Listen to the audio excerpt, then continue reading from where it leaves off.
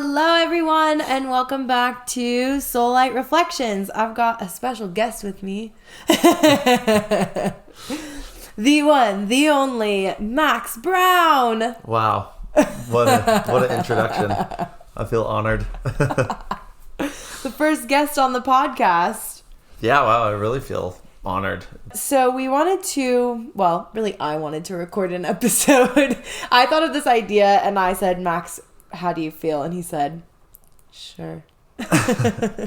Before we record our episode about our engagement story that I keep alluding to in other episodes, I wanted to record an episode about the difference in what it feels like to meet your soulmate and someone soul aligned versus just like meeting someone that maybe seems like a lot of fun or that you want to connect with, because there's a very distinct difference. And I don't know, we may or may not share the whole story of how we met. We'll see kind of how the flow goes. But like, I kind of wanted to start it off by like, if you had to say like a word or a sentence of how it felt like the very first time we met, like what would you say it was?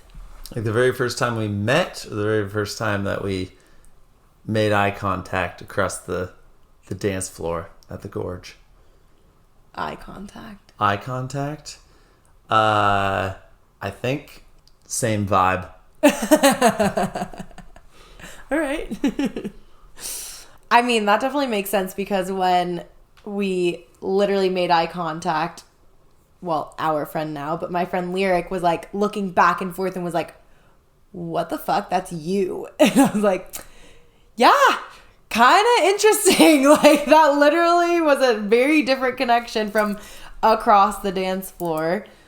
I guess like that already jumps us into the way that we met. I think it'd be interesting to hear your take on it. Like when you describe it to people when I'm not around to like help with the story,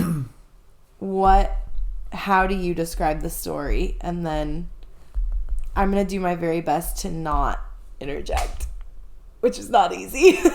No, it's definitely not easy for you. Okay, so I'll just stay over here sipping my tea and you pretend that I'm not here and you're telling someone how we met. Tell the people. All right, the people. So people, we were at the Gorge, 2021, beginning of October. And it was one of the first festivals back since COVID. And I went with a group of friends who were kind of newer friends, and I didn't know them super well. And I told myself, I am just going to give it my all this whole weekend and just live life to the fullest. And boy, did I ever. And so... Boy, did I ever. Sorry. So I love looking back at the crowd and just kind of vibing out with random strangers. Kind of from a distance because I can see over everyone. So anyways, we were at the DJ set Side Piece, if you guys know who that is. And very good house music, super groovy. And anyways, I was standing on one of those like plastic boxes that like cords were running through. So I was even taller. And so I turned back to the crowd and I'm just vibing out. And I make eye contact with this good looking young lady. I don't know how far away we were from each other. It seemed kind of far, but also when you're in a sea of people, it also seems way bigger. So we could have been close, could have been far. Anyways, we vibe out for, I don't know, it seemed like maybe a minute or something. And then I turn back to the stage and just think, then I'm just in it again. Just think nothing of it. I'm back in it. I'm like, oh, that girl, her vibe was like great. Like we were vibing, but then boom, back into watching the set. So anyways, not long after, I get a tap on my shoulder from this other girl, our friend, Lyric. And she's like, hey, man. I'm like, hey. She's like, love your energy and your vibe. I'm like, oh, thank you. Great wing woman, by the way. She goes, you should meet my friend Rachel. I'm like, okay. So Rachel walks over and she doesn't really say much. And we're just kind of like... Sorry, if you know me, that is not normal. So I'm just going to put that there. Facts. She seemed very shy and quiet, and I feel like Lyric was doing most of the talking. And anyways, I don't even really remember what exactly we said for that quick minute, but I was getting ready to leave with my friend Jason to go get some food. You guys were leaving. And so Lyric was like, well, you guys need to exchange numbers. Like, exchange numbers. I'm like, okay. In my head thinking like, damn, like this friend is, what a great wing woman. So anyways, they leave, we leave. I looked at my friend Jason, and this, like I said, was one of the first festivals back since COVID. And so Rachel was wearing a mask. It was one of her first like big events since COVID around a bunch of people. So she had a mask on. And as we're all aware, masks can be very deceiving. And I turned to my friend Jason and go, was that girl hot? I was like, I think she was. He's like, I think so too. I was like, dude, the masks though, like it can be so, just it throws you off. It can be so deceiving. Because I think she was. So anyways, You said, fuck her vibe. Was she hot? Yeah, looking for a rave bae. So anyways, we end up walking back through the crowd. Another side quest thing. We run into these other people, have this crazy kind of just synchronistic experience while dancing. And we're finally like, okay, we need to get food. So we keep going out of the crowd, and we run into Rachel and Lyric again and their other group of friends. So anyways, we sit down, distracted again. Here we are trying to go get food. Sit down and we sit down and start talking to them. And so Lyric says, hey, like, what's your guys' names? And this whole weekend was just, I would say, the weekend of joking around. It was just one constant joke. And there's a million other things we were doing all weekend. And one of the guys we had just met previous, like a few minutes before that, his name was Bobby. So Jason and I proceeded to tell Lyric that both of our names were Bobby. And she's like, really? We're like, yeah. She's like, wait, yours is Bobby? Like, I thought it was Max. And I was like, no, it's Bobby.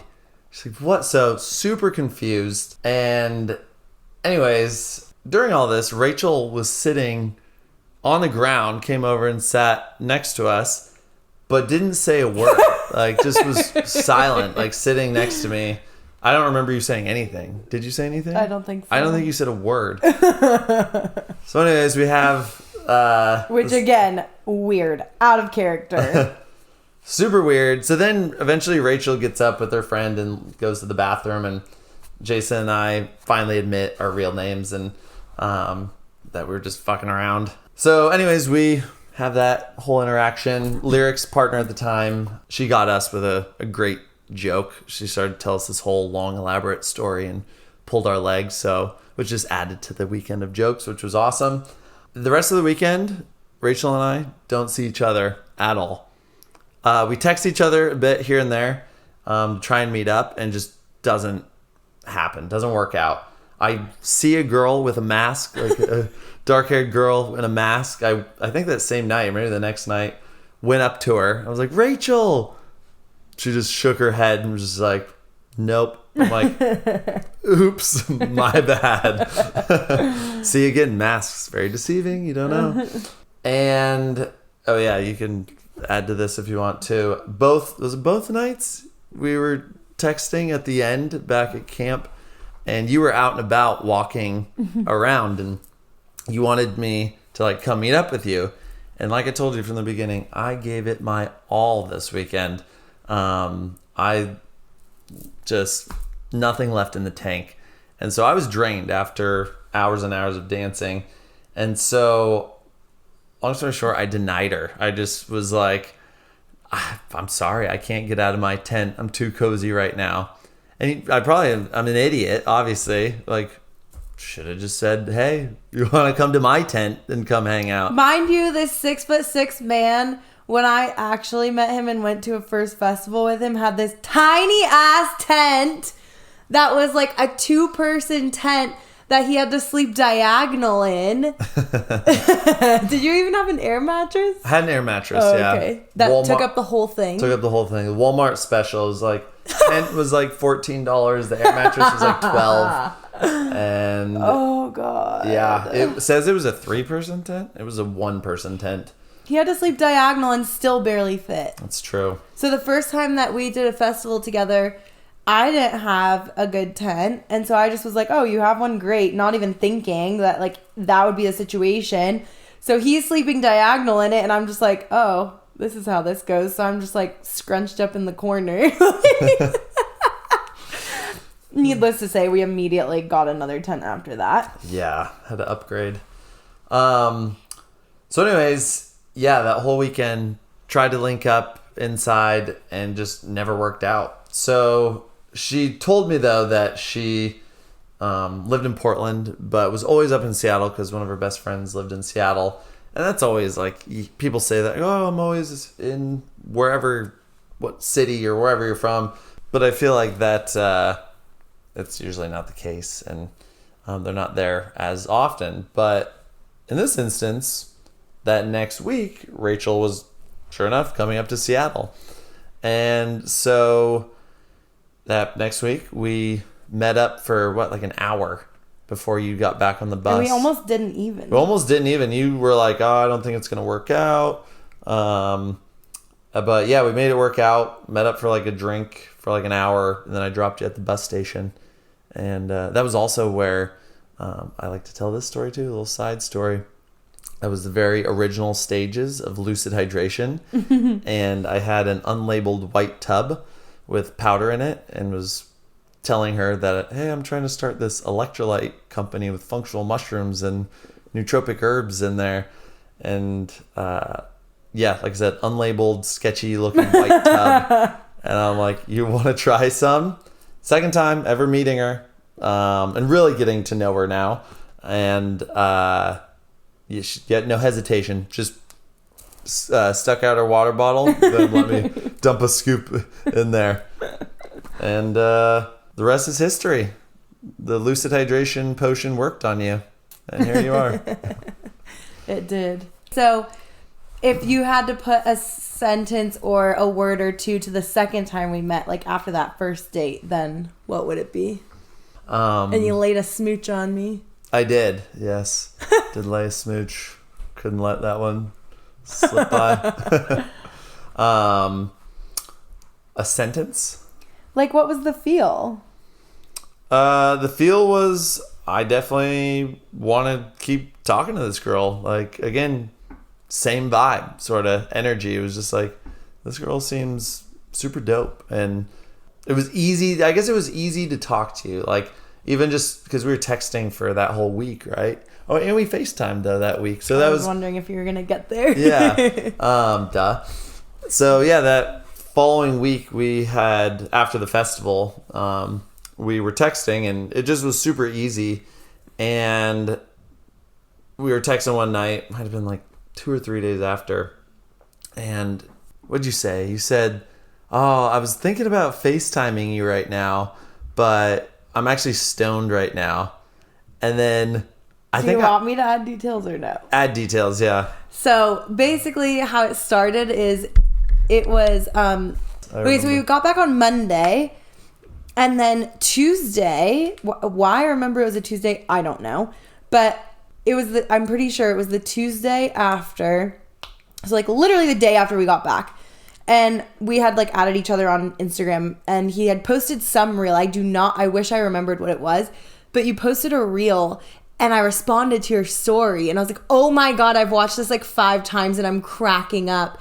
And it literally made me want to FaceTime you because I thought it was so funny. That's right. But then I realized maybe I'm just stoned and think it's hilarious. And then that's when I went, I'm also stoned right now. I was like, what if I just FaceTime her? Like right now, just throw it out there and see how she reacts. And so yeah, I literally did. I FaceTimed her right there and she answered. Both 2 stony ponies just giggled for however many minutes while we chatted. A long time.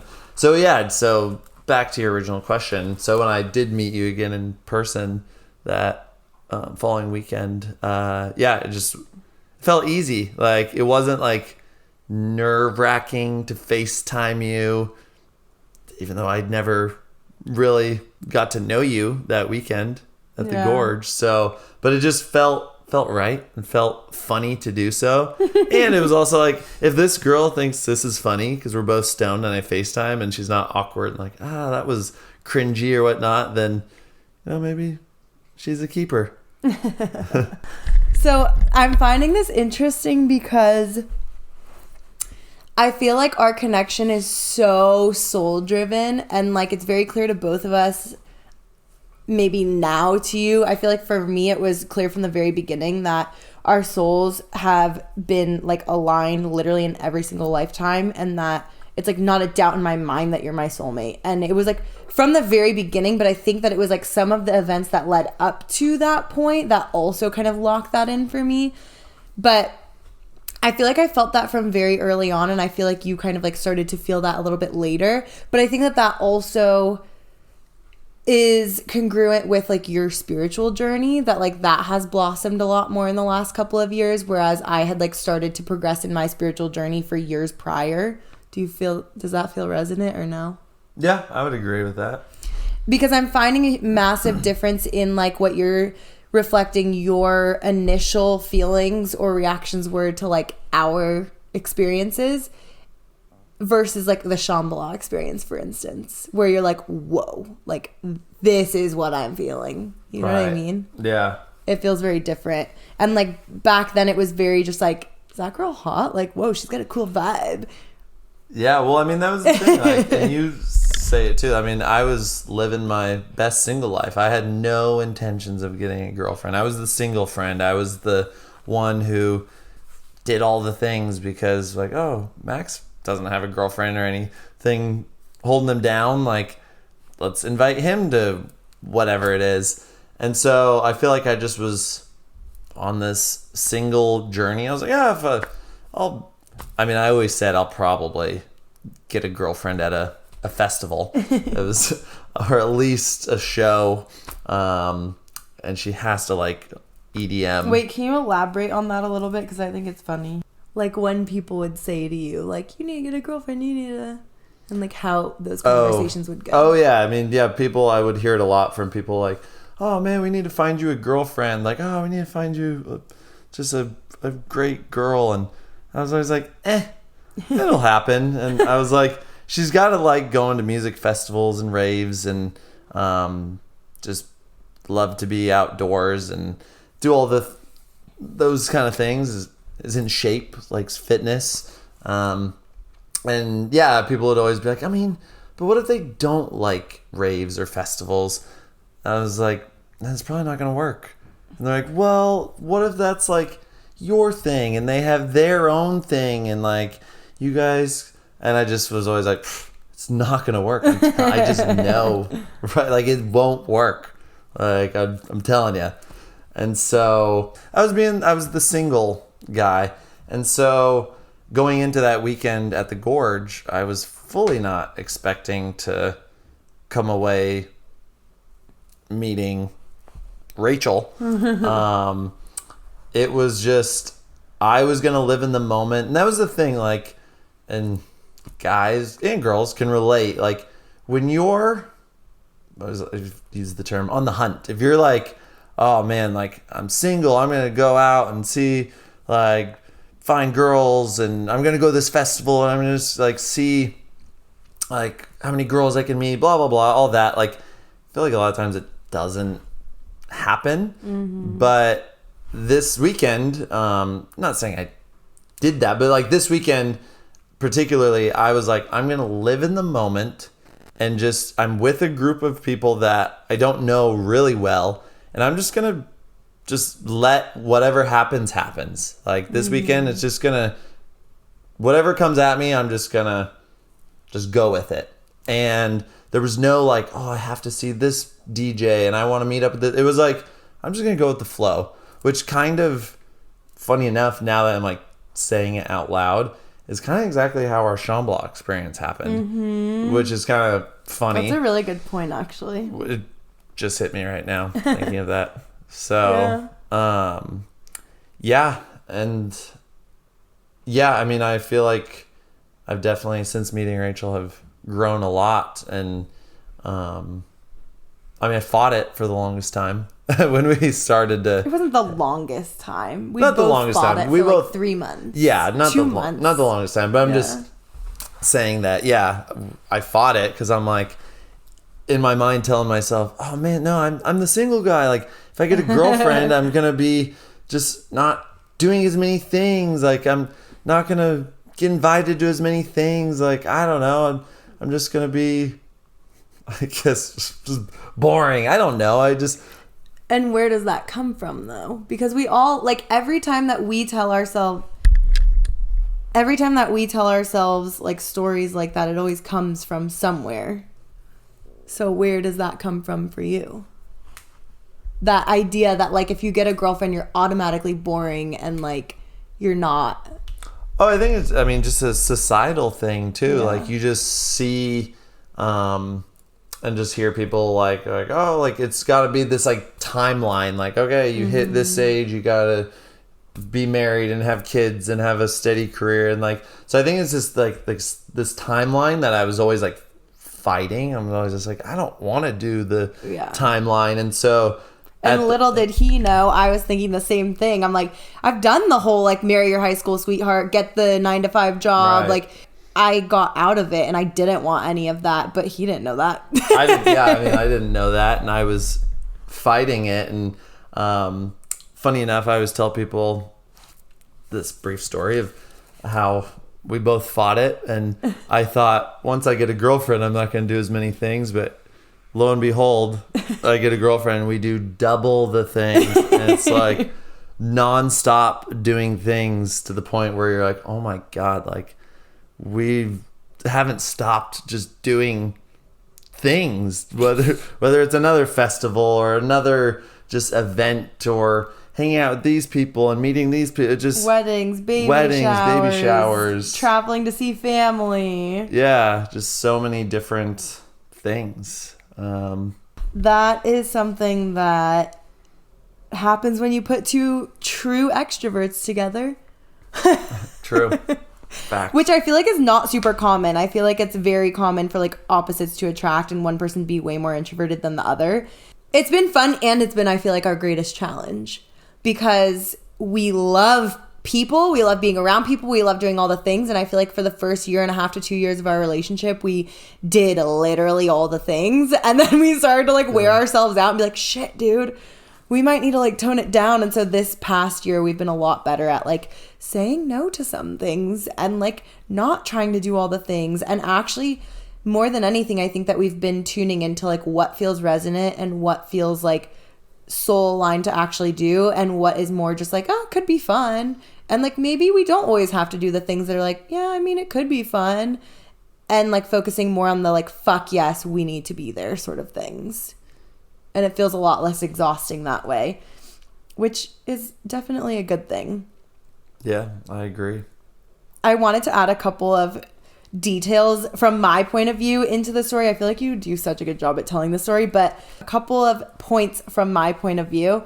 Number one, before this whole experience, I had taken some mushrooms, which is not, like, uncommon for me. I love mushrooms. I think that the energy behind them is so grounding and wonderful, and I've always used them as wonderful guides on my spiritual and personal development journey. But I had eaten some, and I was sitting on the top of the hill at the gorge, and if you've been to the gorge, you can, like, visualize this.